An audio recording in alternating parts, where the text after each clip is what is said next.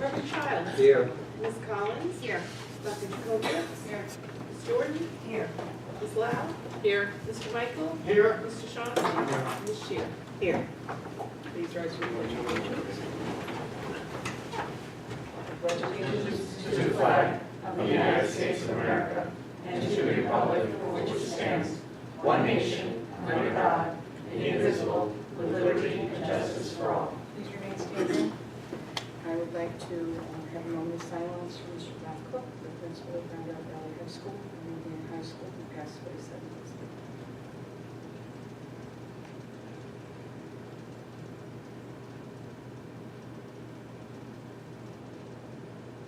Please be seated.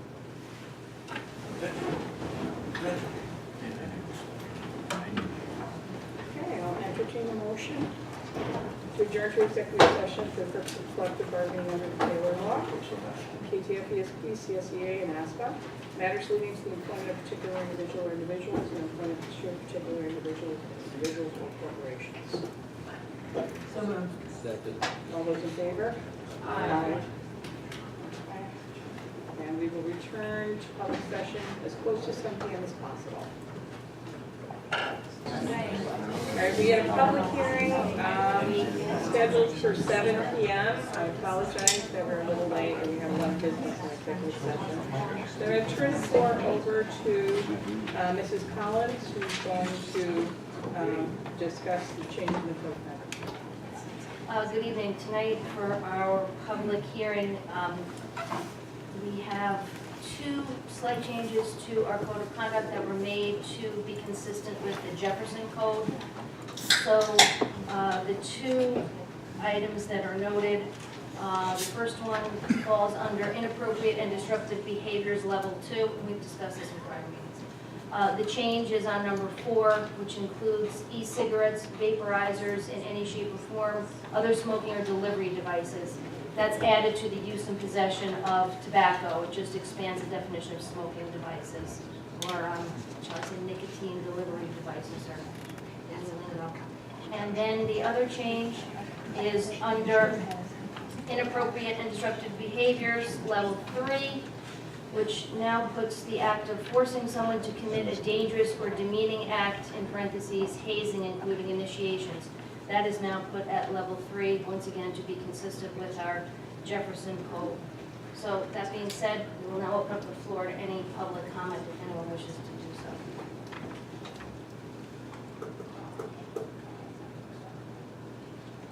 Anybody? I'm sorry, I hate to be out of order, but can everyone go green? Thank you. Can you like come in?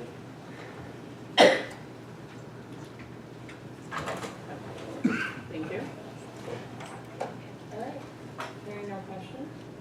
Thank you very much for that, and we'll have an opportunity later on to have a policy committee report to vote on the changes. Which brings me to a resolution coming out of executive session, BOE 43. Be it resolved that the board hereby authorizes the board president to issue a grievance response to CSE grievance number 2 and 3. Entertain a motion. So moved. Second. Any discussion? All those in favor, signify by saying aye. Aye. Opposed? Abstentions? Okay. With that, we've reached the portion of the meeting where we welcome public participation. I will like to inform you that the policy is on the podium. It's affixed to the podium, the policy governing public comment. And you have 2 minutes. Our board clerk will notify you when we're approaching the 2 minutes. We discuss issues, not personnel or specific student discipline records. So, having said that, is there anyone who would like to approach the podium?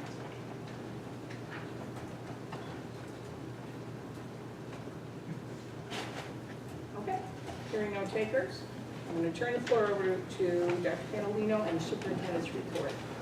Thank you, Mr. Chair. There are several things in the superintendent's report, but I do want to, something that is not on the agenda, that I do want to kind of just announce. I'm very pleased to say that Monday we will be starting our pre-K program with our additional funds.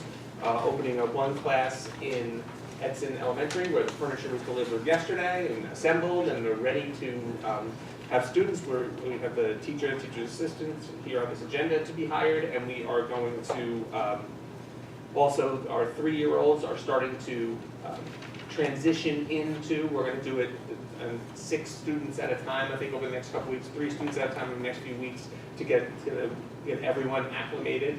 So our pre-K is expanding starting Monday, which, as I said before, this was a goal of this board and this administration for many years to be able to expand this. And this is just kind of that first step on our way to our pre-K center at Mahar. So we're really happy, and thank you to Dr. Gossell and her team who've been working on getting this thing up and going.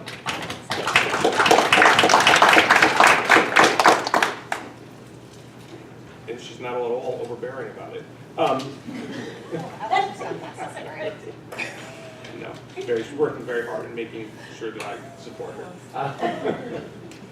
So next on our agenda, we have our principal from Miller Middle School, Mr. Andy Schieber, and I see the Vice Principal Tim Reed is here as well to talk to us about Miller Middle School.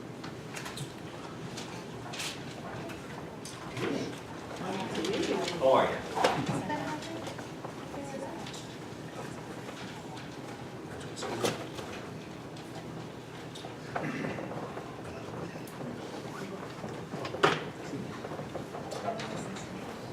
All right, so welcome. Thanks for giving us the opportunity to share with you guys some of the recent happenings at Miller Middle School and our annual check-in. So we're kind of calling this one temps have fallen, but Miller's forecast is rising.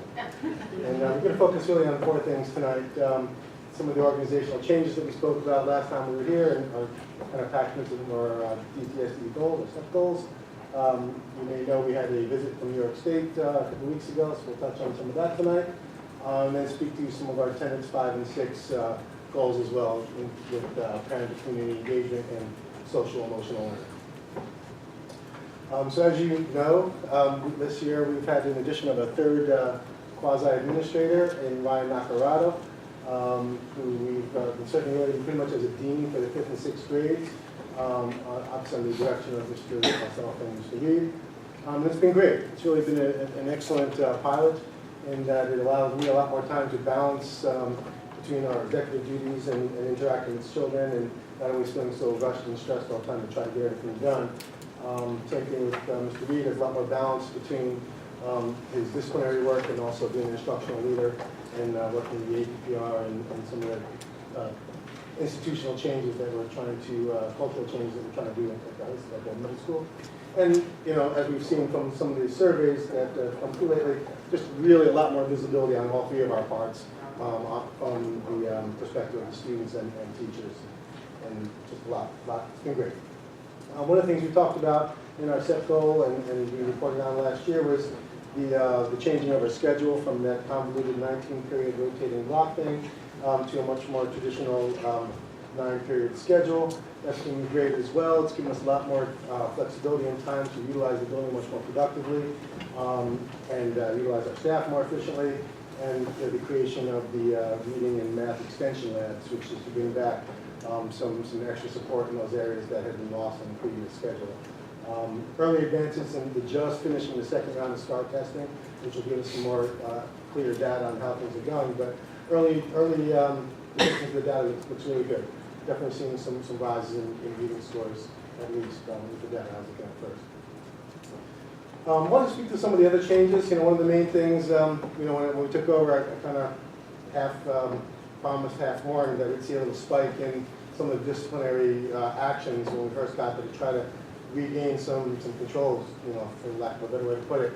So we just did a little quick 2-year comparison here between this is first quarter of last year and first quarter of this year, just to see, you know, some of the changes. Without getting into all the data, for now, just focus on the in-school and out-of-school. In-school stayed kind of flat. There was just 9 fewer records, and that constituted 2 fewer students. But we gained back 9 days of instruction that had been lost the previous year. But we're really much more proud of our out-of-school suspension numbers. We can see we had a 2/3 reduction in suspensions in the first quarter of this year as compared to last year. 21 suspensions as opposed to 62 the previous year. And again, corresponding with students, that's 41 students as last year and only 17 students that received an out-of-school suspension first quarter of this year. We also broke it down in terms of days lost, and you can see 101 more days of instruction not lost this year in the first quarter. Since this meeting got moved to this week and not 2 weeks ago, I was able to crunch the second quarter data numbers as well. We always see a little bit of a spike in the second quarter, so we weren't too surprised to see that numbers came up from first quarter a little bit. But again, markedly down from last year, which was nice. We saw a better drop in the ISS than we did in the first quarter. And while we didn't have a 2/3 reduction, still a 1/3 reduction in out-of-school suspensions, gaining back 95 more days of instruction for our students, which is clearly positive. But of course, we have to look at that and say, well, who are these students that were being suspended first quarter, second quarter? So we kind of compared that as well. We broke it down by grades, so we can see that this is just for this year, to date. So this is both quarters combined. So you can see our distribution really across all grades. We also broke it down by race, so you can see that we still have some work to do with the disproportionality. And then in terms of which students do we most need to drill down and give our most intense interventions, we were able to identify those students that were, from one quarter to the next, still getting suspended or still having ISS problems. We were able to quantify that as well. And so we really attribute a lot of that to some of the work we've been doing on social emotional learning, from the supports we've been giving, and again, that increased that extra administrators really making a big difference in our being able to form relationships with students and not always be processing them, so to speak.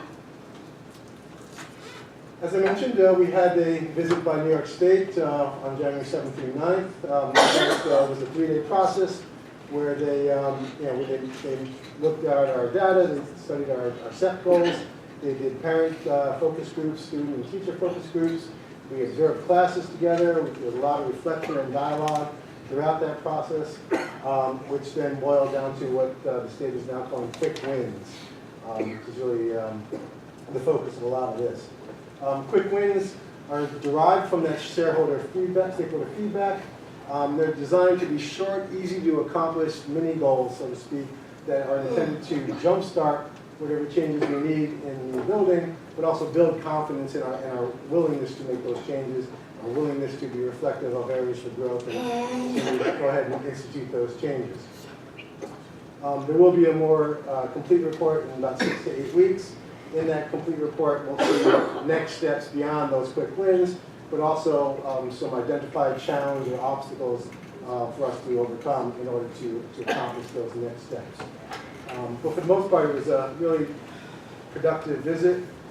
Gave us a lot of really actionable data and nice insight into our school and some of the changes we've seen in the school just in the year and a half that Mr. Reed and I have been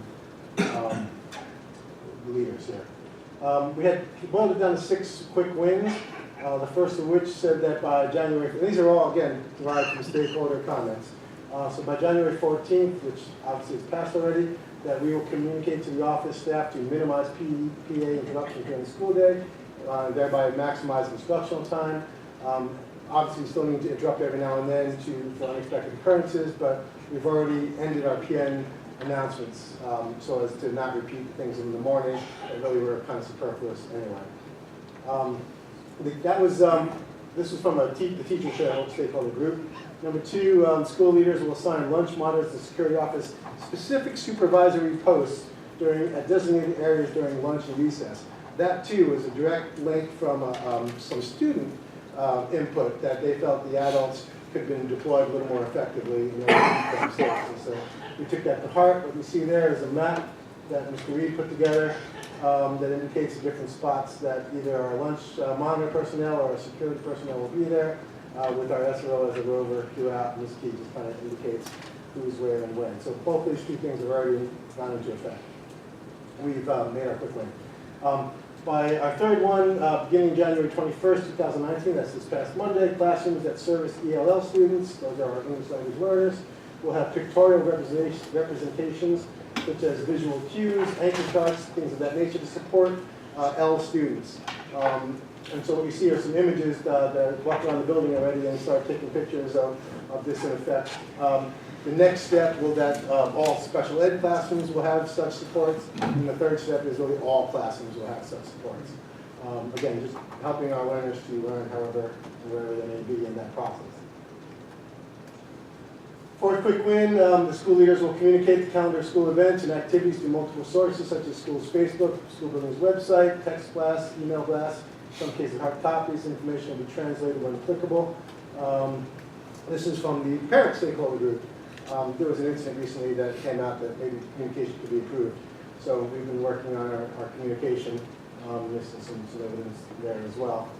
And around the building, you'll see there's a lot of signs that are now in English and Spanish indicating offices, bathrooms, various things like doors and clocks and everything to help our language learners really acquire English, but have, again, pictorial representations and translation in Spanish, which is the dominant language many of our students are using. Two quick wins that we're just getting to and are still in development. Beginning February 5th, school leader will meet with the director of teacher and learning to correlate the school's goal for student growth with STAR assessment scores. Let me unpack that a little bit for you. What we're talking about here is the district's goal is based on grade level STAR levels. And so our building level has also replicated that idea about where kids are at grade level wise. And then we have a formula that's 1.2 if they're below grade level, 0.8 grade levels if they're at or above grade level. And basically the state felt that wasn't specific enough. The teachers have scores and they wanted us to develop an algorithm where we can convert that. Instead, what happens is from a psychological standpoint, if you're at grade level, you see a green bar. And the state really felt that that would cause kids to be complacent. Oh, I'm already green, I don't need to grow. And so we wanted to give more actionable data to the teachers really so they can set more specific goals with their individual learners about what they need to get to reach those grade level goals that we're actually setting. So the goals haven't changed, we're just reformatting the way they're expressed between the teachers and the students so as to give them better opportunity to make goals. And so Dr. Oliveto and I are working on that, and it should be in place in time. And then this week, our deadline was to recruit a staff member to share a brief interactive restorative practice activity or de-escalation activity at each monthly faculty meeting. And that came from our faculty as well, that we're feeling the need to have more professional development there, but also to share best practices that are already in the building and really learn from each other. So we have several people that have volunteered to do the next few faculty meetings. So as far as quick wins go, there are 6 of them, 5 of them are done, and 1 is still in process. So making pretty good progress. I'm going to step aside for Mr. Reed. Okay, great. So I'm going to be showing a few slides on some of the things that we're doing in response to the district initiative and our tenant goals. We had a ice cream social this year at the Boys and Girls Club. Had an opportunity to talk to parents, and we were working with the Boys and Girls Club, specifically with Dan Whalen, who's a new member of the Boys and Girls Club running it, to try to find an opportunity in a different kind of venue for parents and teachers to meet.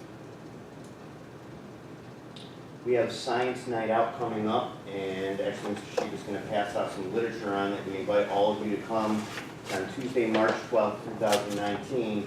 Again, another community engagement. We're very excited that we have the STAR Lab coming.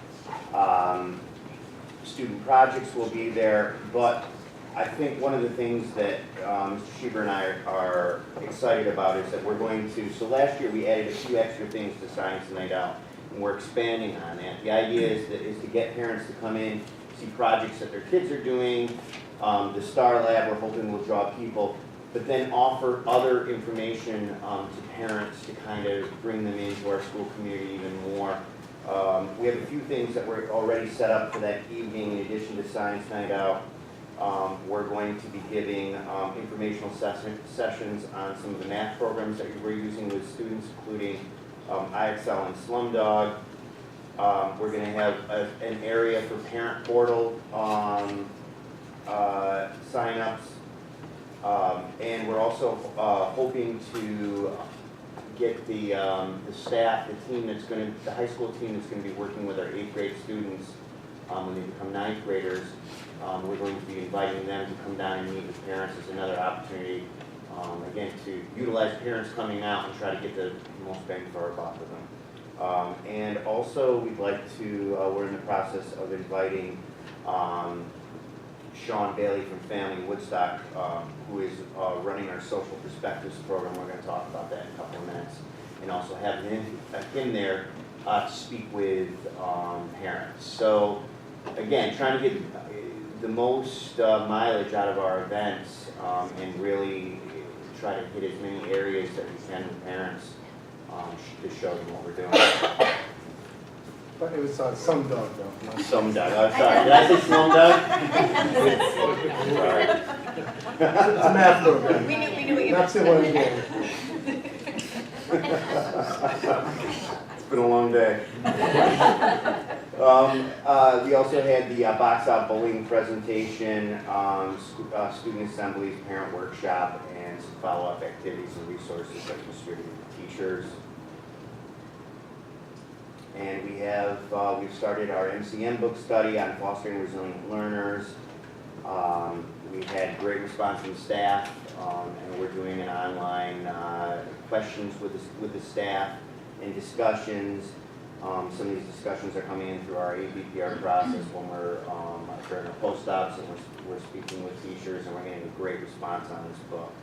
If you're not familiar with the book, it's a relatively easy read with just enough background research to sort of support some of the ideas without kind of overwhelming everyone, and lots of strategies for a teacher or staff member's toolbox.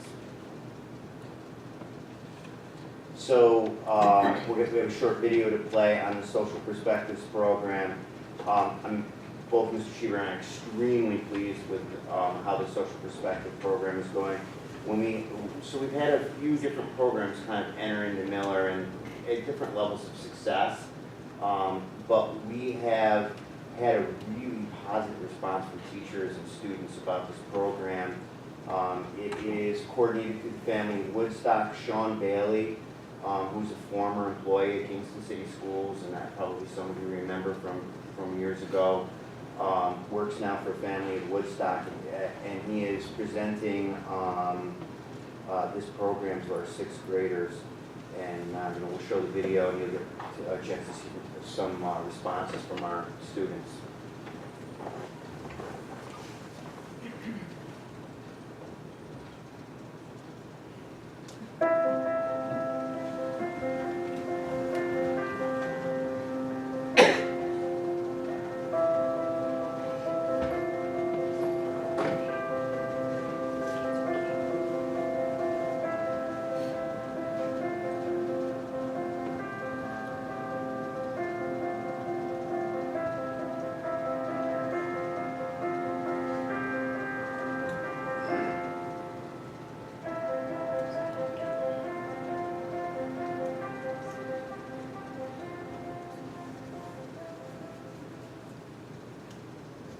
I like that he told us, if they have a problem, not to let it escalate farther than it already has, and give a bit of I like how it's like teaching you about real life things and how it's like showing you how to deal with the problems that you might have in your life.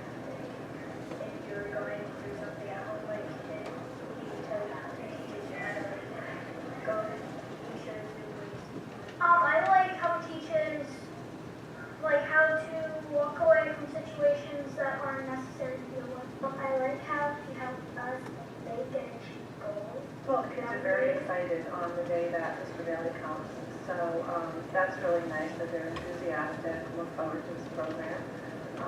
They do participate. All of the students, including the ENL group, are included in the participation. The activities are fun.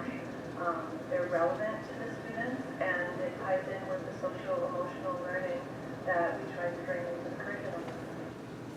You get to learn about things that can calm you down. It's a bunch of methods to stay calm and not to be too mad at people, just to maybe count in your head or talking to calm their voice so they calm down their voice and they don't get louder and it doesn't get too big. I've definitely used to walk away on before.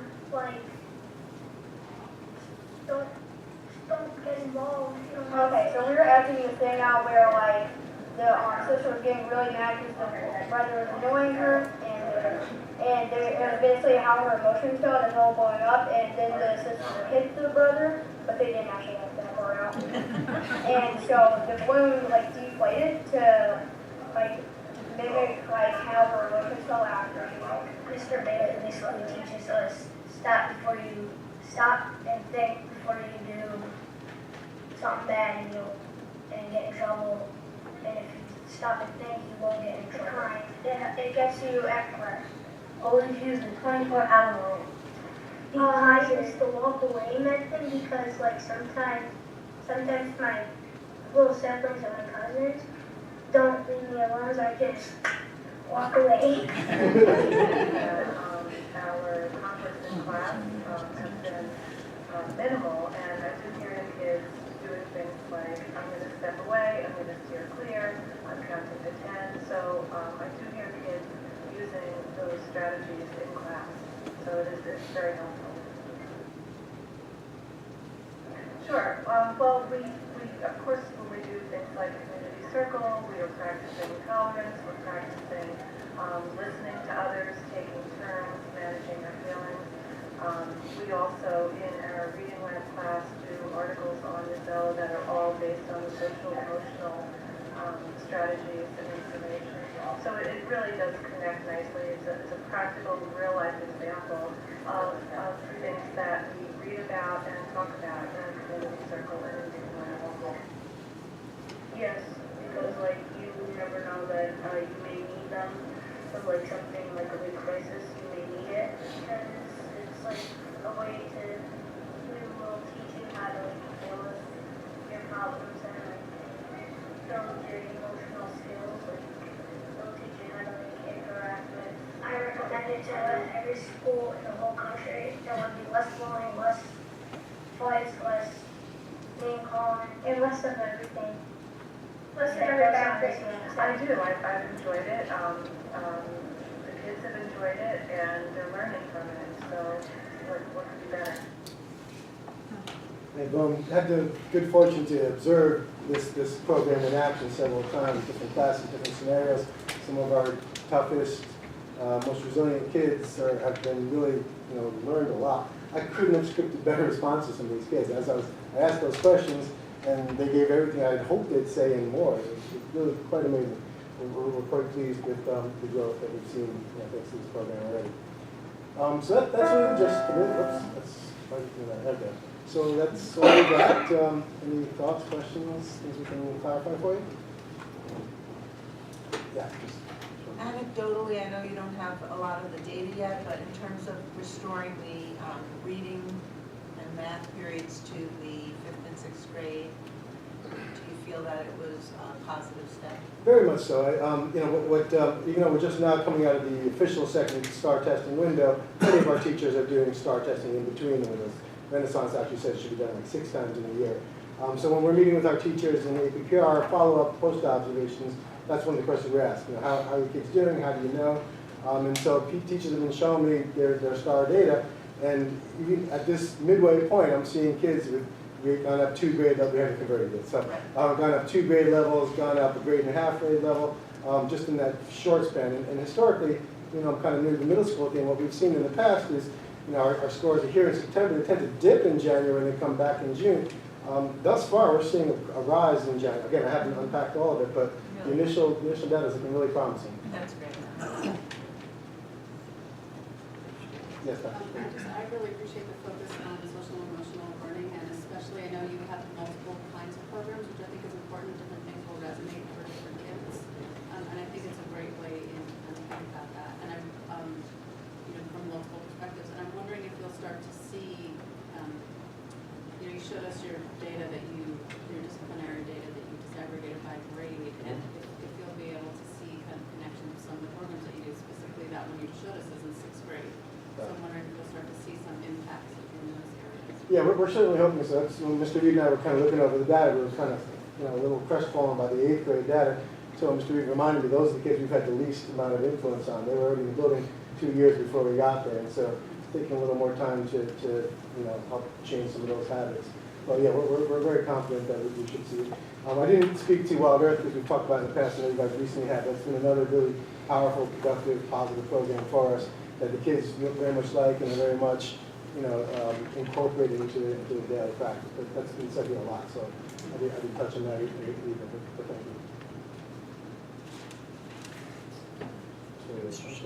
Well, I was very impressed with the maturity of the sixth grade students in the video. Thank you. I gotta tell you, so sometimes when we put together a presentation, I don't wanna say coach them, but give them a few little hints. Those kids did not, they sat down and we just rattled the questions off and videotaped, and that's what we got. And there was much more than that. Those were just a few of the clips of the stuff that we had. The kids, the takeaway here is you start listening to their vocabulary. They're talking, they clearly understand the information that's being, presented to them in the social perspectives class, and they're starting to utilize the vocabulary and the language to identify when to use certain things. And I am really optimistic that we're going to see, we are going to see the benefits of this program, in the future. I'm really excited about it. I think it's probably one of the most successful programs, at least in the short term, that I've seen in terms of kids really buying into it. That's evident, and that's one of the things I noticed with the vocabulary. When you have students, saying those words back to you, they're walking the walk, to use the bad cliche. But not only that, it seems to be a whole culture shift. It seems to be just behaviorally and a social emotional piece to it, and I would love to see it expanded if we could to fifth grade or our other middle school. We are, not in a programmatic way like that, but one of the things we talked about with the schedule change and people concerned about was the loss of advisory in the fifth grade. I didn't bring data to support this, I apologize, but what we're seeing is a little more targeting of these things with our guidance counselor, as opposed to pushing in, she's pulling kids out. So our fifth grade counselor this year has been doing lunch groups with our students, different students for a couple days at a time to get to know them. And then we're organizing a lot of groups according to need. So students that maybe share a certain traumatic thing in common are all being seen together, as opposed to just casting our net wide, where we're able to really drill down and focus our efforts on the individual needs, as opposed to just hoping they have that problem or whatever the case may be. We're being much more strategic in our addressing of student needs and transitions. And I would like to say, I have always said and believe that it takes a village to educate a child, going back to the African adage, right? But that's a proof that community involvement with the students, and you see that the kids, they learn more, they have vocabulary and everything else. When the social emotional ability is high, they tend to become better students. And I hope the family of Worcester and Mr. Berry visit all our schools. I don't know if you need to ask them. Well, I can speak to that a little bit. He's already, this past summer, worked with our ninth grade Moving Up Summer 9 program. I did a program with them, and he was telling me he's been talking with Ms. Jameson to do a program at JFK coming up soon too, about specifically anti-violence and how to respond to conflict, is what I think the next step. He also, I believe, will be going, not he, but his counterpart, Jonas Burrs, will be doing the same program in Bailey in the spring. And we get to DBT, and we're doing flip-flops in order to best utilize these practitioners. We have a little bit of time, so it's just kind of, Bailey and we are kind of switching. I was impressed with the fact that we're reducing the in-school and out-of-school suspension, because that really feeds into what we want to see happen here. And they can't learn if they're not in school. Right. And so it's good to see that happening, and I think all the things that we're doing are feeding into that, but it's good to see that. Thank you. Thanks for the support. Yeah. Yeah. So what has been the impact of the community participation meal program? It's been fabulous. So I've been getting some phone calls of late. People are worried about the government shutdown and whether it will continue. But Mr. Olson and Mr. Corelli have been very clear on where we're standing with that. It's been fabulous. You're in breakfast a little more than I am. How's that going? It's great. I mean, the participation, of course, it's always higher on bagel days, but it's interviews. Fantastic. I mean, the kids are accessing the program. It started off a little slow for probably the first 4 or 5 weeks, but we're pleased. You know, I think it's a long time coming.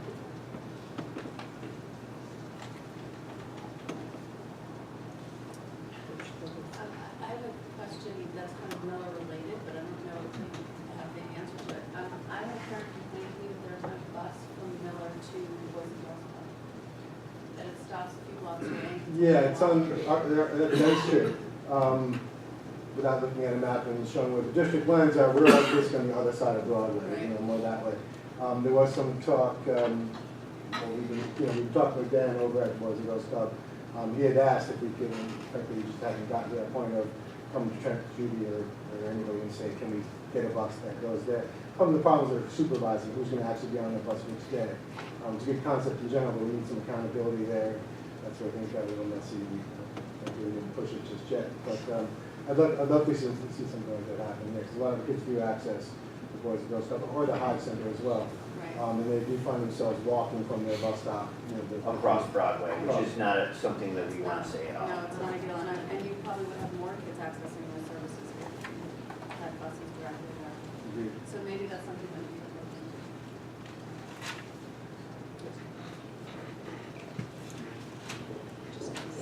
Extend the route down, extend the route down Henry Street. Yeah, there's one just a few blocks away. We didn't take much. Right, It's just, right, but it sounds like Things there's some outside issues of our that need to be control. worked out, and maybe we can. yeah, I love that. Just for my part, Mr. Schuer, thank you for your presentation. And one of the things that each principal has come up so far, I think we were talking about vocabulary. And last year I kept pointing out the vocabulary we were using around the DTSDE and how everyone was having this consistent language. And we were pointing out the vocabulary we're using around our social emotional and our restorative justice. The teacher, our restorative practices, the teacher in the video saying, their conferences and the restorative conferences and their circles. And you hear each of our school buildings and our principals and people within the buildings talking about those things. So and that is, I think, we talk a lot about restorative practices. We talk a lot about working on social emotional wellness of our students. And some people sit back and say, well, are they really doing that? Well, I mean, I think the proof is in the language. When you hear, one of our faculty members talking about, oh, when we do our restorative, circles, we are, it is doing it. It is happening. It's filtering down into our buildings. So that's great. I appreciate that. And Dr. Catalino, on board, we welcome you if you'd like to come in and just check out how this stuff is really working. Circles, you let it give us a call, and we would love to have you come in and take a look at some of the things that the teachers are doing. It really is a huge shift in the last 2 years even. If you had told me 5 years ago when as a teacher that our staff were going to be conducting community circles in their class in their content area classrooms, I would not put a cent on that dime. And the shift is there, it really is. And we'll walk into a room and we'll see a community circle, and it's pretty. It's pretty amazing, and I like to think it's helping. Our data is improving, and again, one part of the puzzle, right, that we're trying to put together here. Thank you. Last little piece that I just wanted to pitch for is, we have it on the slides, but we are in the running for some new playground equipment at Miller Middle School.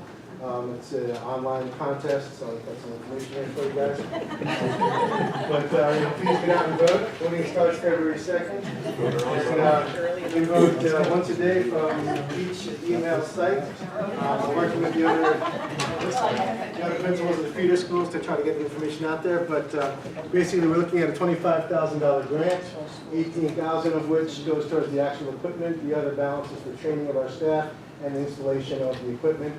You see some images of kids playing on that equipment. It's also equipment that will be able to be utilized by our PE program and any of the sports teams that practice on there as well. So we really see it as a boom, and we're mobilizing our social media forces to try to get the word out. But if you could also help with that, we really appreciate it. When you say 47 other schools, just because I'm happy to share, we're not competing with any other Kingston schools. No, are we? only that's 47 schools in the Eastern Seaboard. I don't think there's anybody else in New York even. Happy to share. Thank you, Mr. Reed, thank you, Mr. Thank you. Sheehan. Thank you.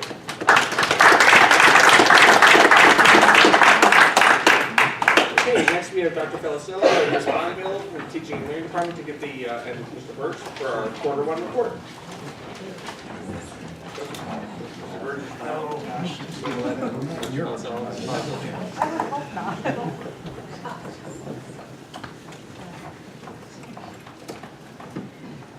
Good evening, everyone. So, as you just heard from the presentation, data is a part of everything we do every day. You've heard teaching and learning departments say this before, that data is analyzed, it's utilized, it is used for short-term planning, it is used for long-term planning. So what Stacia and I are going to show you this evening is our quarter one data. So a lot of what you're going to be seeing is baseline. It's all baseline. We're not going to be really talking about growth, but what is important to think about as we start a school year and as we're continuing through a school year is what are we using data for? At the district level, when we look at data, we're using it to create our DSIP. We're using it for goal setting. We're using it for progress monitoring and to determine what are the supports, the future supports and current supports that buildings need from us and from our team. At the building level, as was just evidenced by Mr. Schieber and Mr. Reed, leaders are using data to create their STEP plans that they're working with their building teams, monitoring instruction and initiatives, and the creation of supports and interventions for students and teachers, which we saw in that presentation a few minutes ago. Probably the most powerful thing, and I'm going to steal the spotlight a little bit from my partner just because I'm going to talk about DataMe, which is the software program that we use at the secondary level. Teachers are able to make real-time decisions. They are able to use that feedback cycle in a very immediate way. And it really is a game changer for us. And I do want to give an extreme shout out to Dr. Olivetto and Mr. Tomzik and their team for rolling that out and for continuing to build that capacity within our teachers. It really is amazing for me. As a matter of fact, just today I had principal meetings at the secondary level, and Dr. Olivetto was with me, and we were talking with both Mr. Schieber and Ms. Fitzgerald about data. That's something that we do every time that we get together and meet and talk. And one of the things that they're saying is what the teachers are talking about. When they go into team meetings, they're hearing teachers, they're very empowered. They're getting real-time information, and they're able to flip that and turn that around in their classroom and make that useful for our students. And really, that's what it's all about. So with that, I'm going to turn it over to Dr. Felicello to start elementary. So again, we have our elementary data, and again, it is baseline data. I gave you some examples. Our testing that we're looking at here is our STAR Early Literacy, which is given to all kindergartners, and our STAR Reading, which is in grades 1 through 4. Just have some samples. This is actually all of our schools, and what I want to really highlight is I think this data really highlights our need for early intervention, because when you look at the students that are coming in, the large majority are very early emergent readers. So these are students who may not know their letters or sounds or have had school experience. So the fact that 234 of our kindergartners are coming in without a lot of the expected readiness skills really just supports the need for our preschool and all the expansion that we're going through. When we look at STAR Reading in grades 1 through 4, we have our percentages. Of course, they account for summer regression. Our percentages are about in the 40 to 50% range. You do see a dip in grade 1 in all of our schools, and that's all of our students included, which also is concerning, but it's exactly why we've taken all of the steps that we put into place to have the kindergarten push-in model for reading support. So we're anticipating that next year our kindergartners will have had the intensive reading support that they need to come into first grade at higher levels. This is an example of what we look at. It's just chamber school, but looking at each of our grades. This also has helped us really identify our focus for the year. If you look at each of the schools, the red line really indicates where they should be at each grade level. The bar just slightly below are those students who are 1 month to 1 year behind where they should be at that point in time, which are really our tier 2 students. So again, what we're focusing on are using our instructional coaches, putting all of the supports, all the professional development at both building level and district level on how to really differentiate and provide tier 2 interventions in the classrooms. So that's where our energy is going. And you can see if we are able to really move that group of tier 2 students up, our percentages of students reading at or above grade level is going to grow tremendously. This is an example of Edson, and you can see the trend is fairly consistent. It's really those tier 2 students who just need that little bit more support, we're really confident that we're putting everything in place to give our teachers the skills and what they need, the resources that they need to really work with these students. Also, Robert grades. We also look at in quarter 1, we look at our students' independent guided reading level, which we use our Next Steps guided reading assessments to determine where they are, which is very similar to STAR. It's STAR reading, but this is not a computer-based test. It's individual and given by the teacher. When you look at the sample from chamber school, the black line indicates where they are. However, when we were looking at our data, and you may remember from previous years, our STAR reading and our Next Steps guided reading levels were always not as consistent as we would have liked. When we really looked at that data, we really felt that we needed to raise the bar a little bit.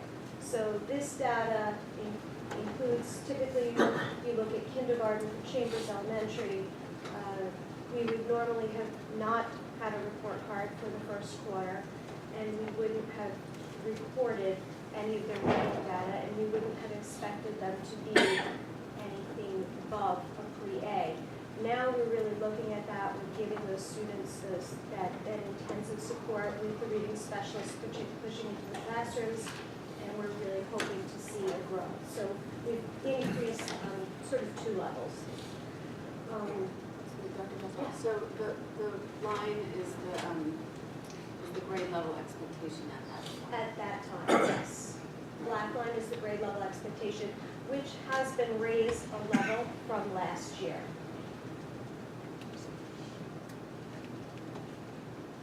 This is also another way that we've looked at the data. We look at each school, we look at the number of students and the percentage of students that are on or above our target. So for this grade 2, we look at they should be an independent J, which means that they can independently read that text without assistance from an adult.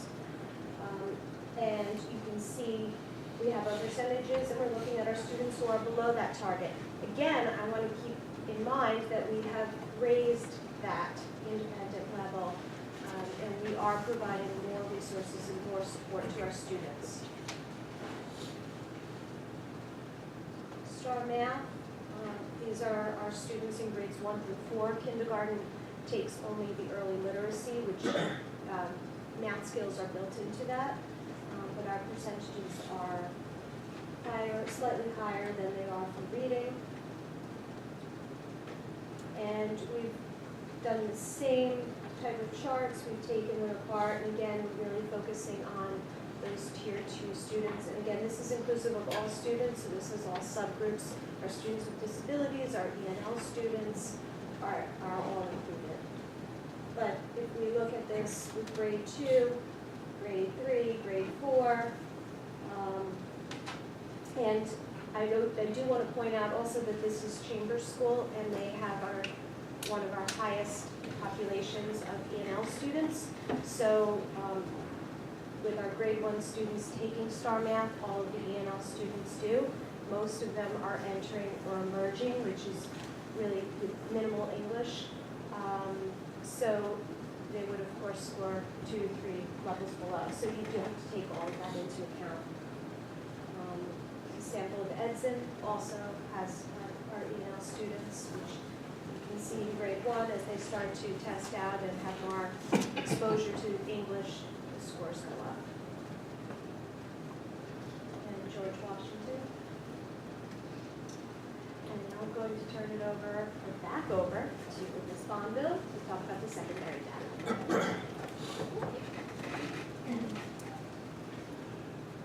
So we're going to look at STAR Math first. So keep in mind that this was baseline data. This is only a couple of days, really, into the school year. And what's a couple of things you're going to notice as we work through some of this is that the math scores are significantly higher than the reading. Another piece is that as our teachers start the school year, Mr. Schieber and Mr. Reed kind of alluded to this, is in team meetings, they're using this as a means for conversation, as a means to use STAR's instructional planning reports and start to look at meeting students where they are, the students that are in front of them in that moment. So similar to Dr. Felicello's chart, and again, this is thanks to our Director of Teaching and Learning for making everything cohesive. Anything below that thin red line is below grade level. Again, Dr. Felicello mentioned this, and I just want to reiterate that like 11% on the 7th grade, this is Bailey's STAR Math, are those kids that we can grab with Tier 2 interventions. Certainly we're looking at this, we're analyzing this from the very beginning. Anybody that we can move through the RTI process and through interventions, we're going to obviously do that. The same is true, this is Miller. And it's really helpful to have that visual. Teachers are able to see it in this way as well. STAR reading, again, this is our baseline. Our percent of students at or above grade level, all students, is lower than it was with math. And I think that one of the things that is important to realize is Dr. Felicello and I worked for the summer, much of the summer, with our team on our literacy vision. We are hoping that this pays forward. We have the new reading block that you heard about with Mr. Schieber and Mr. Reed. We know that will pay dividends.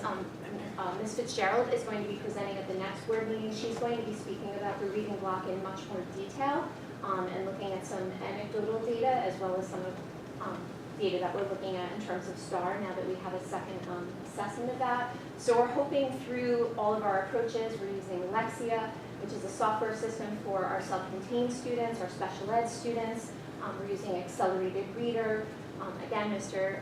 Schieber mentioned Musella, Musela, some people call it, which uses articles that students are able to really grab onto socially, emotionally. That's being used in the reading block. So we're hoping that all of these efforts increase our reading scores. So I wanted to look at 5th grade specifically for this because, again, our new 5th and 6th grade reading block, we're hoping to see a great deal of growth in our reading scores this year, particularly at those levels, at all levels, but particularly at those levels.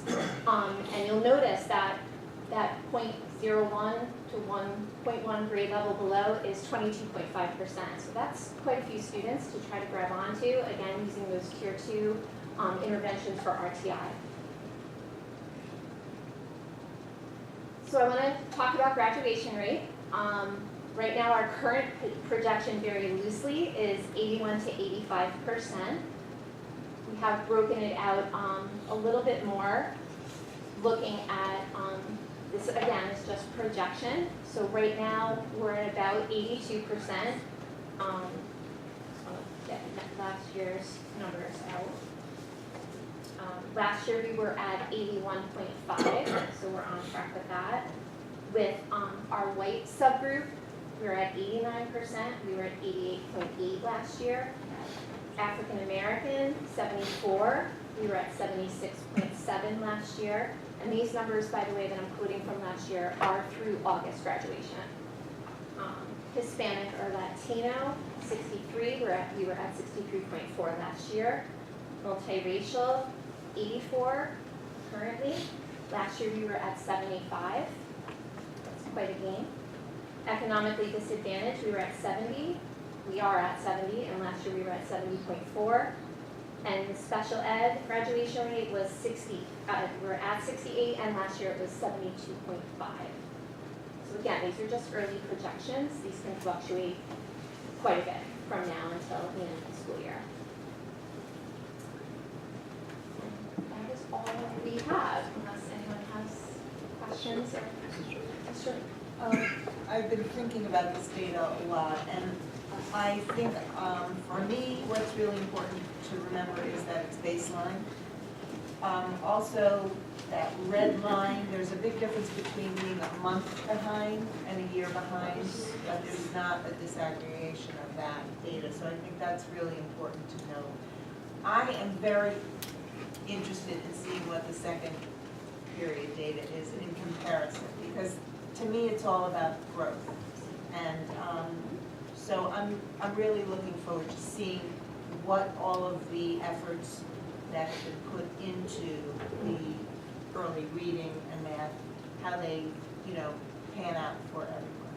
Because honestly, it's kind of a little sad when you look at it to see, but summer regression is a big thing. It's just a that, and changing the bar. So I think it's really important that we only look at the growth this year and not try to compare it to last year if we used a different standard last year. Well, So for a I'm very really early sneak peek, I can tell you that in my meetings this morning with Ms. Fitzgerald and with Mr. Schieber, it does look like our, and I know Mr. Schieber, you mentioned this, it looks like our STAR scores have gone up. One of the interesting things that I think Dr. Oliveto and I were extremely happy to hear when we were talking to Ms. Fitzgerald is she reported that her self-contained classes showed an enormous amount of growth. Again, we have to use the new formula that the state had suggested, but it, she was quoting things like a year and a half and 2 years in growth. So, and again, I know it's already been said, but we do usually statistically see that dip in January. So it's encouraging to see that. I agree with Ms. Jordan about the difference between 1 month and 1 year is actually pretty significant, and especially if you're dealing with you're talking about that with your tier 2 kids, it's actually pretty important. I mean, I'm sure you have that all. But so one thing that's really striking me in this is kind of like how consistent we are. We're in like 40-30% of, especially in reading across grades, and I have to dig back into my files, but I feel like that's kind of our story, and so. I'm glad to hear that we have I know that we have some efforts to try that. I love the push in kindergarten, I think that's really important, and I think our reading and math extra help in the middle school is important too. But one thing that I'm really seeing in these data are kind of trouble around 3rd and 4th grade. And I'm wondering how our focus is, what's the intervention at those levels? I mean, we kind of have this narrative that kids start to fall off in middle school, but that's actually not what we're seeing here. So I'm kind of wondering, how do we grab those kids in those grades?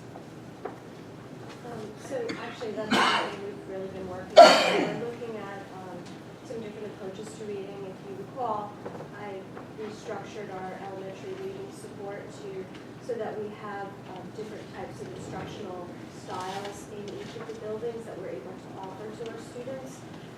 We're also looking at different reading interventions in addition to the ones that we already have. And when we've been hiring our reading staff, we're really looking for diversity in skills of our reading teachers so that we can really offer students what they need, the type of instruction they need to learn to read. And that's really been the goal. And we're hopeful that it's paying off. We are exploring some other programs right now and interventions that are more specific to that 3rd through 6th grade age or those, those intermediate readers. But we're looking to pilot some things moving forward. Right now, we still use our level literacy intervention for 3rd and 4th grades, but we recognize we need to, again, provide alternate. So we're doing a lot of multisensory instruction, and we're really starting to integrate it and having our teachers work together and to be able to, rather than a teacher working with 2nd grade, instead they're working with students who need this particular type of instruction. And so it's a change in the way we've always done things. And we're really hopeful that we will see some of that growth. And we do in some of the schools. I did give you a sample of a few schools here for this presentation, but particularly Robert Graves, we've seen tremendous growth in 3rd and 4th grade in reading. So we're also looking at what best practices they're utilizing there. We're also reviewing our state tests and really looking at them closely and determining what the language that's being used and just highlighting the skills that our students are weak in. So we're getting better and better at utilizing our data to really support our teachers in teaching our students. And that would be continue to be the focus.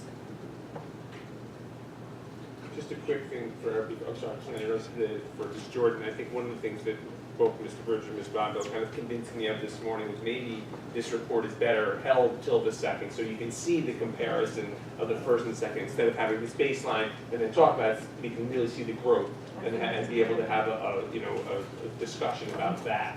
So, and actually, that's what we did last year, so I don't know how we got out of sync here, but next year we'll see it the 2nd this year, but that's. Because I think that the growth is really important.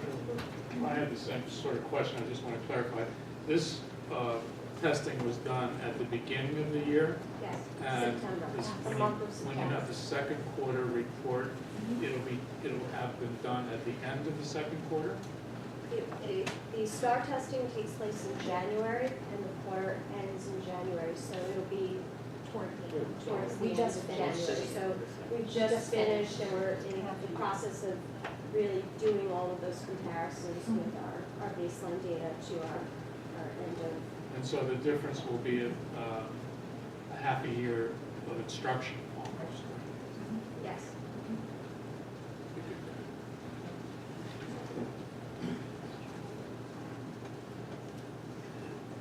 Thank you.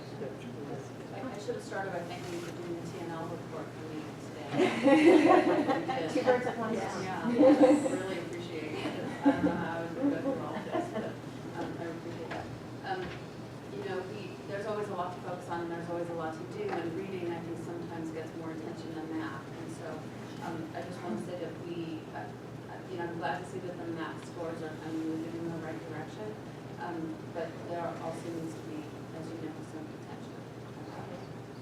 And that area also. We also have at the elementary level, we have our instructional coaches working with our teachers on really forming guided math groups so that math is also highly differentiated in the classrooms, and we're really excited about that. And I know the block that you have is Right, the block and our tiered assignments. also focuses on math as well.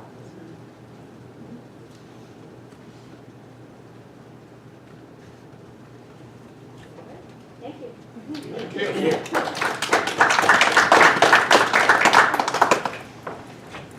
Okay, we're going to pause for a second while I ask Mr. Schieber and Mr. Reed to go home because they have to work early. And Dr. Get out and vote. Playground.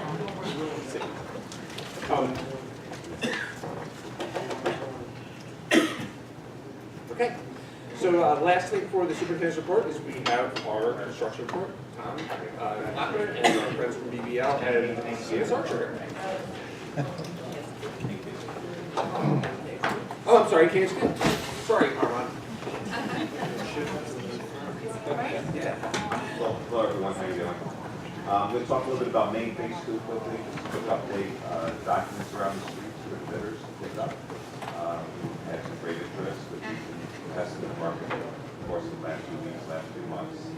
Toward the end of February, the district will be receiving bids, we'll evaluate them, and then I believe it's the March 6th board meeting with recommendations. That's the Kingston Main Phase 2. Kingston 5-year capital project plan, our team, myself and Armand and his team, we're going through the documents right now, fine tuning things while they're at state ed for review. Armand, maybe you want to talk a little bit about the state ed process before we're doing those projections? We were assigned our third-party reviewer around the 9th or 10th of January, and a 45-day clock started. We expect to receive our building permit right around the end of February.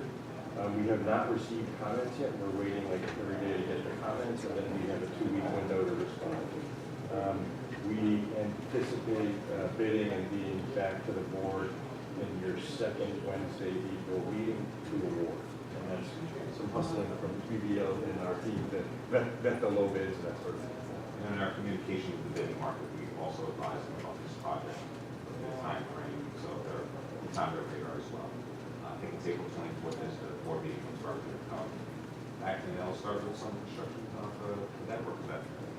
Now we get to the funds, Carly's got pictures and updates on our, you don't mind.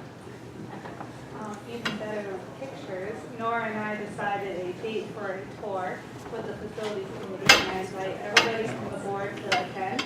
On March 13th, we'll take a walk of Mahar. You guys can check out your new space. Thank you. This has been a very busy month. We've had a lot of work going on.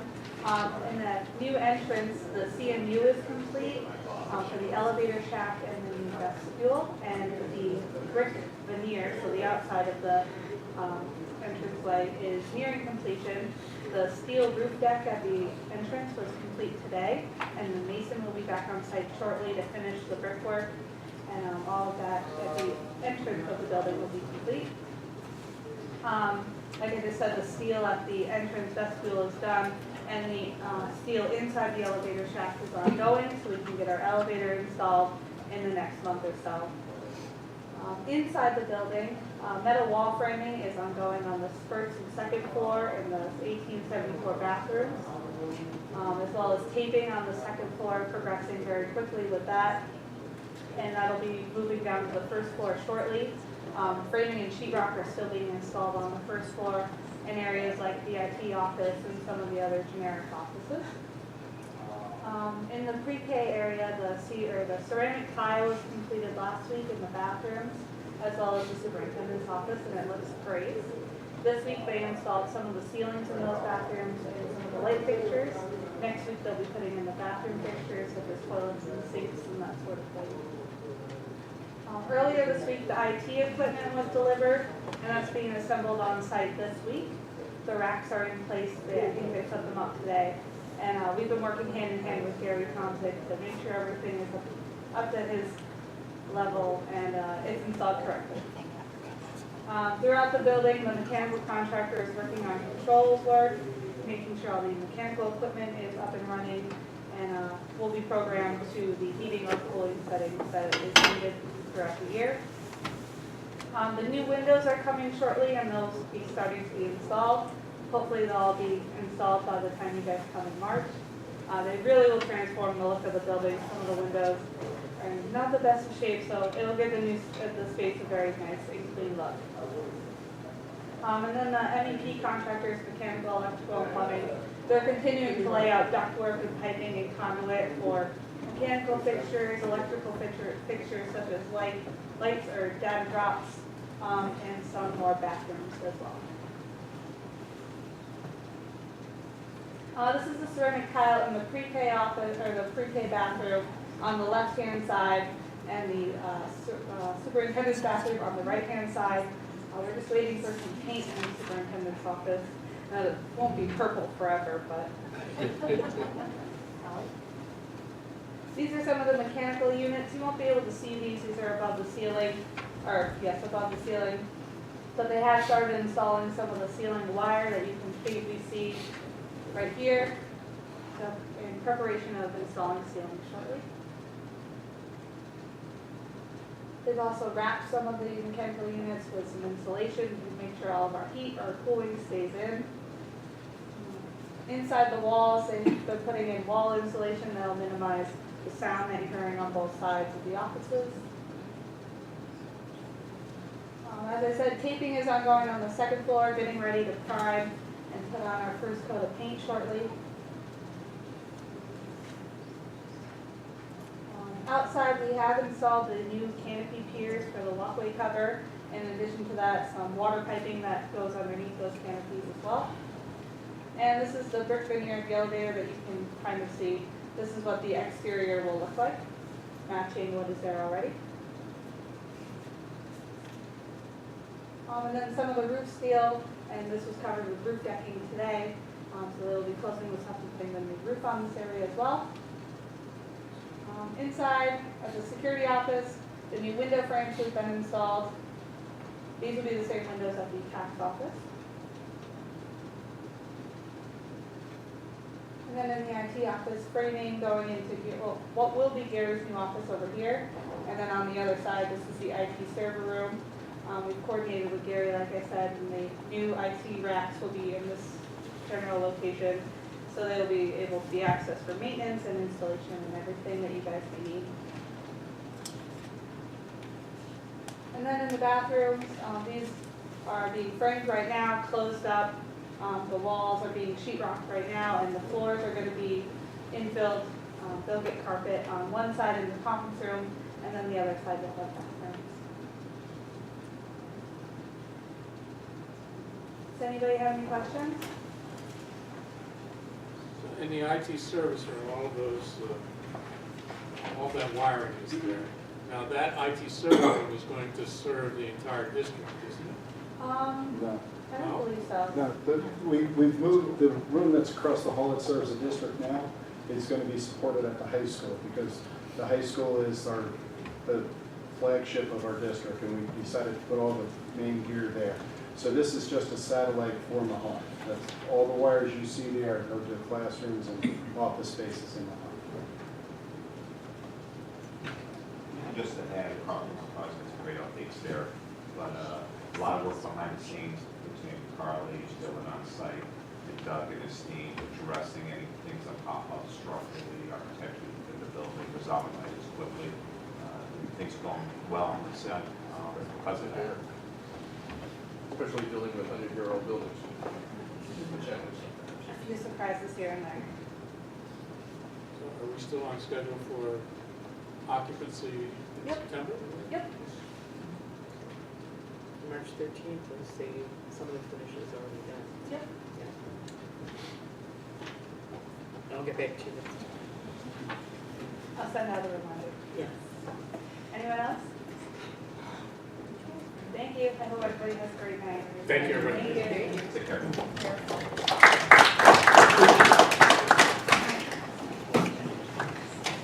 That concludes the superintendent's report. Okay, that brings us to the consent agenda. Are there any resolutions any trustee would like to move to the consent? Any resolutions that any trustee would like to move to the consent?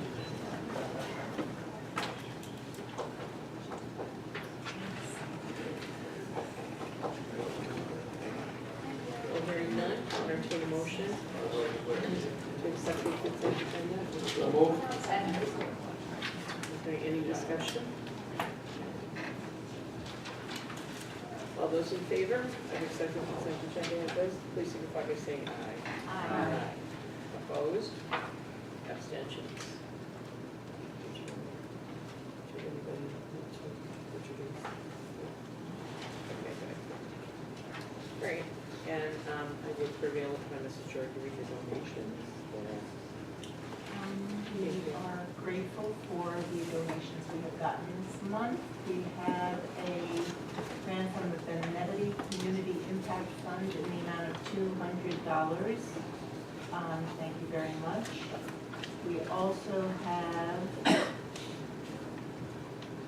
a donation from Gail DiNicola, who is donating a 35mm Canon camera and zoom lenses to Kingston High School Art Department. That's very much appreciated, I'm sure. Thank you. And we have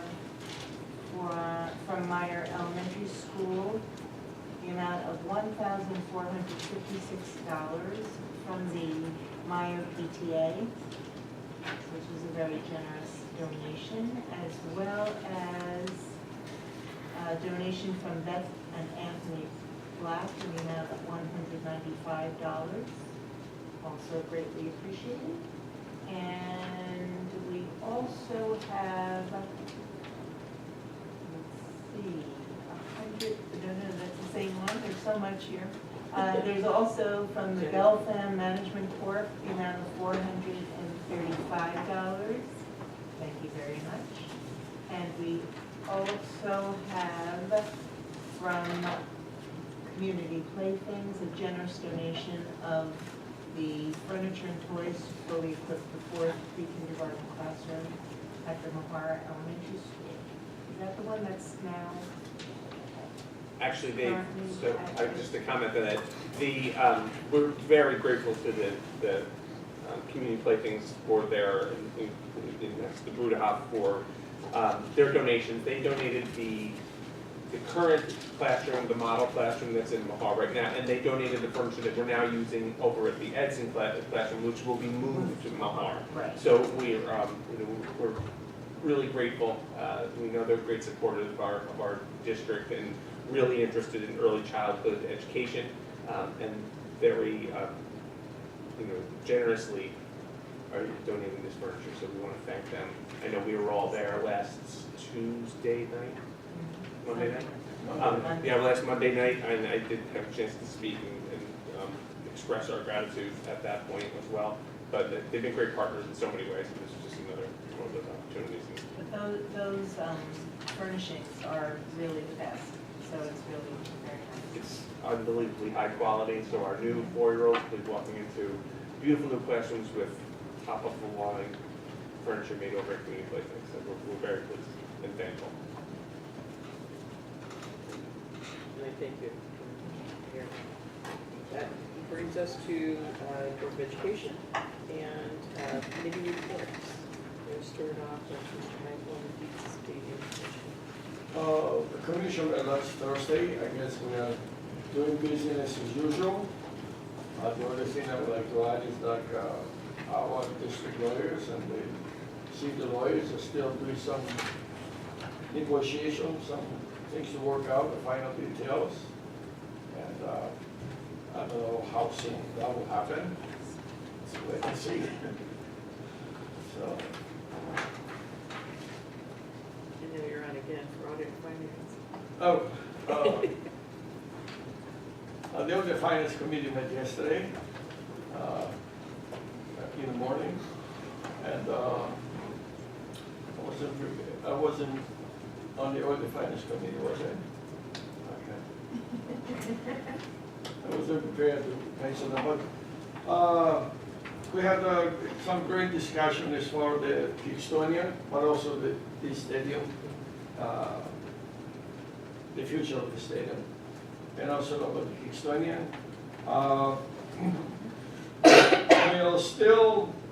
We're not satisfied with the presentation by the Kingstonian progress. We request that we have some concrete guarantees about how they're going to proceed with the pilot application. Yeah, Continue discussion. We asked to have a draft for the pilot program. And also they promised to give an economic study about Yes, that was uptown. from the mayor. So hopefully from the developers, the mayor. And hopefully we saw some more concrete information about the project in the next couple of weeks.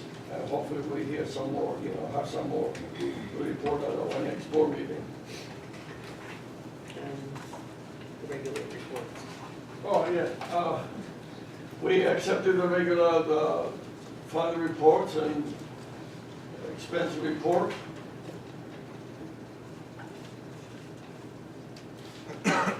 Which are in. They're not on there. Oh, no, okay. So I hope you have that posted on the agenda next meeting. Okay, that's all. Thank you very much. Facilities Committee met last Wednesday. And I've already heard some of it. We had an update on the Bahar project, not with pictures though. I was very happy to see pictures. And we did discuss, preliminary discussion about when it would be good to take a tour, when there would be some finishes done and the board could see the progress. So, as Carly already said, we settled on March 13th, and they did an email out to everybody as to what time the tour would take place. All of the board facilities, the steering committee will all be invited. Talked about the summer work that's to be done, and we know that there had to be some adjustments made because of escalations in cost, et cetera. So that conversation continues. The window walls at both Kennedy and then the work at the other school in the auditorium, and they will keep the sound modification, the acoustic modifications in the plan. I'll make every effort to keep it in the plan, because we told me that was very important to us, the sound in the auditorium. We had an update on the high school, and Armand touched on it briefly. Bids were out on the street last Wednesday, and they will be opened on February 21st, so the 21st or 22nd. The bid openings are here then, and he expects to have a building permit by the end of February, and we'll proceed. So, any questions? All right. Thank you. And it brings me to teaching and learning. I'll turn the floor over to Dr. Schultz. We had teaching and learning. That was the whole debate. Pretty much that's what we did. Well, that was a lot. No, it was great. So I appreciate you sharing the TNL report today. And yeah, it was a great productive meeting. This is the data that we looked at and we talked about. We had a quick conversation about the hour code and how productive that was and how it was received and it was received level, and we're going to continue that into the future. And that was, you know. Mr. Shaughnessy. Can I add BOCES to the agenda? Sure. So I noticed that there was a copy of the December program report for BOCES in the library for this meeting. And when we were many years ago, when we were doing paper copies and deliveries, every month the paper copy of the program report was included in one of our packets, once a month. And then we went to electronic delivery of the agenda, and BOCES went to electronic distribution of program report, and for some reason the program report never got to the school districts. And last BOCES meeting I asked Dr. Corey if that could be resumed, and I guess this is the first result of that request. So there should be a program report every month, and it's interesting reading.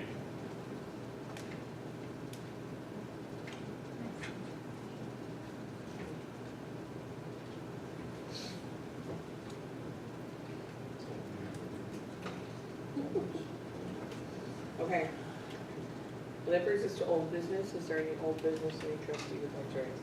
Mrs. Stewart. This kind of was spurred on by the information from teaching and learning as well, but I had talked about the possibility of changing the age of kindergartners, and we had discussed that a little bit, and I just know that Mr. Olson informed me how the impact of that, if we did it all at once, would be very difficult to absorb.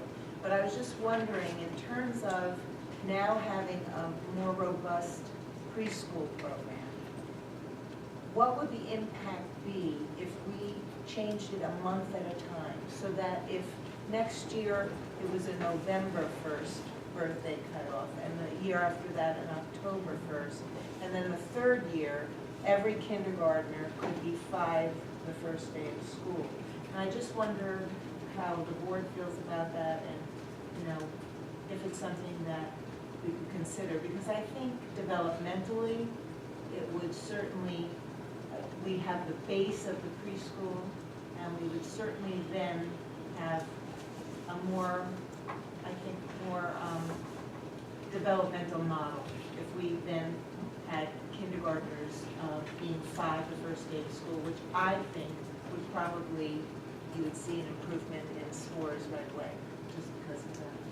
You know, and I think that when you're 5, 3 or 4 months difference makes a huge difference in your learning and ability to be successful. And I think if we're trying to make our kids as successful as possible, I dare say it would also have an impact on fewer special ed referrals. Just because you give kids time to develop language, just to develop. So I'm just wondering how people feel about that, if it's worth looking into, if it's possible to look at if it impacts the eligibility of preschool or not, or, you know, I know that there can be ripple effects, but I just have always felt, and particularly after teaching kindergarten, I just really feel that when kids come to school 5, there's a difference and they're more likely to succeed. I think there's a lot in that question. Okay. You know me. I mean, and there's a lot that goes into talking about that, so maybe we could, if you could give us maybe till the March T&L meeting, That would be and great. we'll dive in, and we'll be able to come back to T&L and actually back to the board as a whole, so we can have a conversation based on some of the facts that we have found and what it would look like for us. I didn't on mean so many tonight, levels. I didn't mean to get an answer tonight. I just wanted to plant a seed. No, I think, but if we get that out to you, to the board, you know, the board can have the discussion while looking at everything that we've put together for you to see. And Thank you. The city commission has a little more information. That'd be great. So in that regard, several years ago, I mentioned the idea of having 2 starting times September, January. for kindergarten, and 1 for, A rolling. yeah, one starting in September for those first half of the year, and 1 starting in January for those 5 the second half. I don't know how it would work out down the road, but I think in the first year of kindergarten, I don't expect it done. Perhaps they could take that into consideration. But I think especially with the pre-K program. And we were at a DISPO conference a few years ago where it was in Middletown that has a pre-first grade. That has been very successful. So I think some of these models are worth looking at, and I appreciate the thought of bringing Ms. Jordan's suggestion to the, in March. And actually, I Anyone who think wants to listen in can come. the Middletown program, it's an entire year of Yeah. first grade. It's a 2 years. Rhonda does it. Like 2 years of kindergarten. And they know going in, that you're gonna be 2 years in that program. Yeah. And they selected the students based on assessments. Have a robust discussion. Any other old business? Any new business? New business? I was watching a basketball game next to a lady from the high school, and she mentioned to me that every night at the night school, they feed the kids who are at the night school. And it's a tremendous effort, and it's a lot of kids. And so they're always looking for people who want to volunteer to make food for 60. Or, even people could share. And so I put my name down for a few days. They also have to deal with 440s where they'll pay 440s and they'll send over a bunch of pizzas. But I think it's a great way to support our kids who are really working hard. And kids in that program are working hard. And if we can feed them and make it a little bit easier. So Is it 60 kids a night? What? Is it 60? It's not always 60, but varies. But And is it Monday through Friday? They know it's Monday through Thursday. Monday through Thursday. And I think if you call the high school and they can get you to the right place and you can sign up. Yeah, my daughter and I signed up as well, so I know that they would welcome that. My understanding was that Family of Woodstock was going to support. Yeah, we're working with Family Woodstock and the YMCA actually on helping with that as well. So I'm not sure where that is. And I know I was at a meeting right before Christmas, and I know that it was Michael and Kirk were talking. So I'll find out where that is in that conversation. But I know that for quietly for years they've been doing this. That you know, Mr. Reinhardt shows up on Wednesdays with 10 lasagnas, and the next night it's someone else, and the next night someone else. Thank you for that. Any other new business? Yeah. Huh? I'm sorry. Oh, I'm sorry. Just some new business, but not, maybe it was old business, but we don't necessarily have to get into this now. I just want to put this information out there. As you all know, the Ulster Board of Elections has decided that we are no longer going to be able to use their voting machines. I'm hoping this is going to be, that's not the final decision, but it seems to be a reality that we're facing. Working with my colleagues in the county, trying to figure out why and what maybe we could do to change some minds. Significant cost to us if we are to buy machines. We've been doing our research. We know what it costs to buy the machines. We know what it would cost to service the machines and upgrade the machines and the training for the machines, all those things. But one of the things I think really to talk about right now, and I think it's important for our community and voters and the board to know, is if we do go to where we're buying our own machines, which seems foolish that we would have to, but we will be looking at reducing the number of polling places because of the cost of the machines. We obviously can't be within the polling places we are now, and possibly even looking at reducing the number of hours for voters. So it's it would be inconvenient to our voters. We don't want to do things like that, but we also are looking at, it costs us about $15,000 to run the entire election as we are now. It costs about $15,000 for one machine if we were to purchase them. So when you're bringing 3,000 or 4,000 people through the polls, we're going to need more than one machine now, clearly. And looking at, several machines, maybe looking at 3 centralized sites, Miller, Bailey, Kingston High School, something along those lines. But this is where we are. We've reached out as Superintendent Solscombe reached out to the county legislature to just find out, is there anything that can happen here? Can we change our minds? Hopefully that could still be a discussion, but we have to prepare for the fact that maybe it won't be. And the inconvenience it would be on our voters and the expense it would be for our district. This is one of those issues where you think, I can't believe the school board has to deal with machines, but, okay, I really hope that we're able to work some, I really hope that, I'll use my house. I really hope that we're able to make it, to work with Board of Elections and to be able to continue to use their machines. I understand that if we have to go this route, that we would have to consolidate or maybe in fewer spaces, but I really hope that we don't reduce our hours. And I think accessibility is so important, especially if we have reduced sites, that keeping the hours.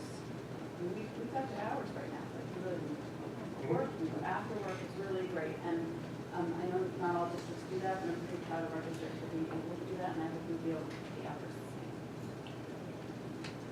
What is their rationale in this, strictly financial?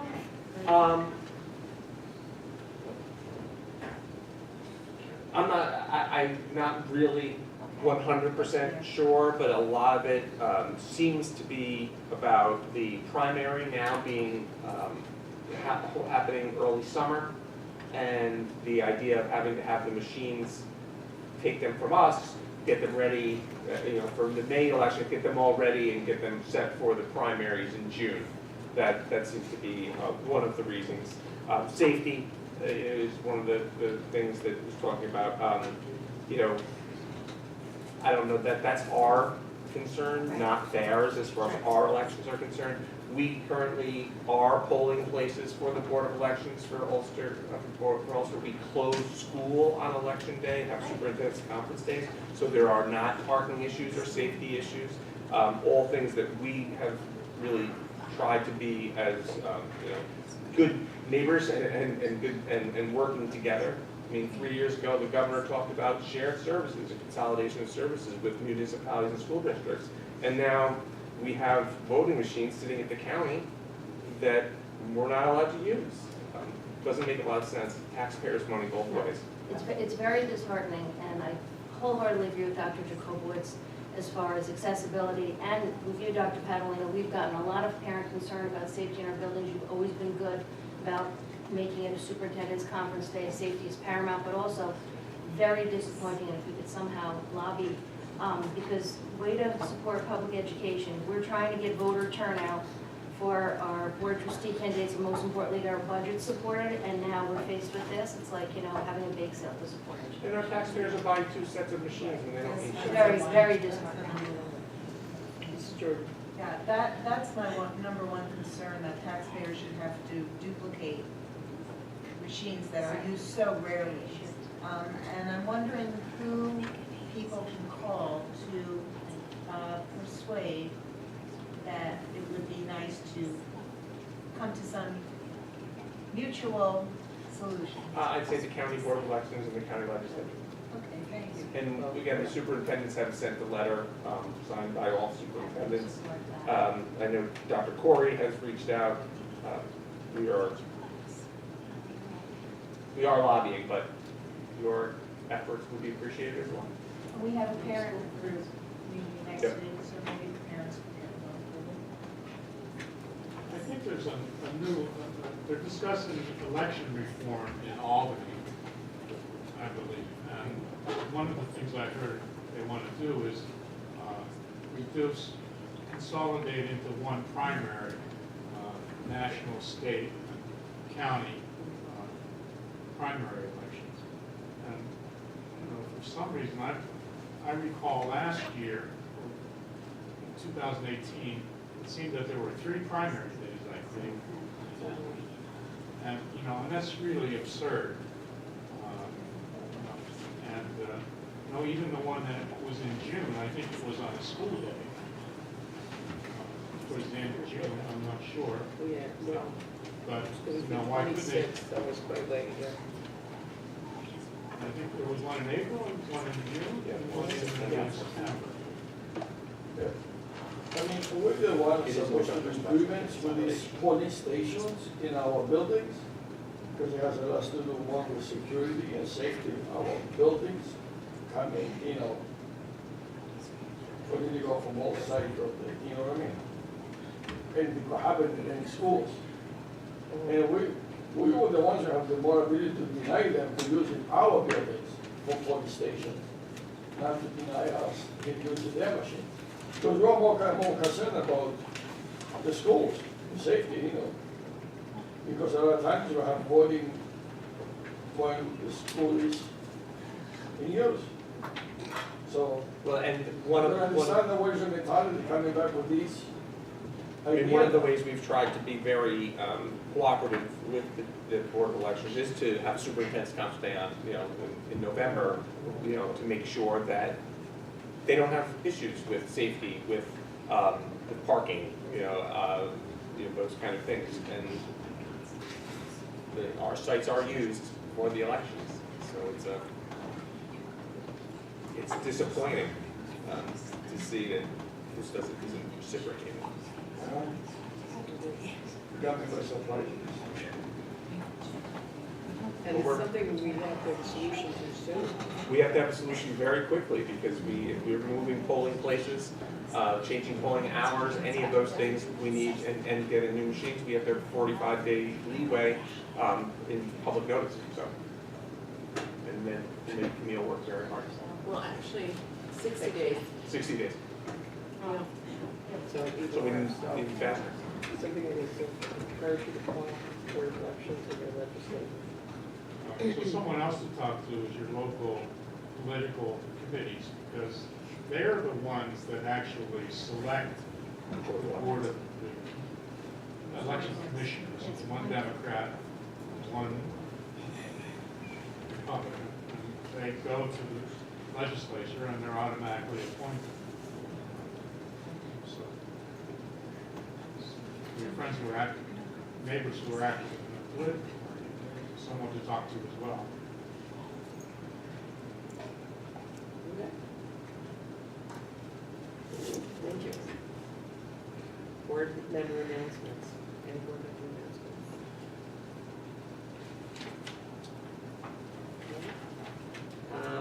Which brings us to public participation, second opportunity. If there's anyone who wants to approach the board right now, please come to the podium. Mr. Ken is giving me eagle eye.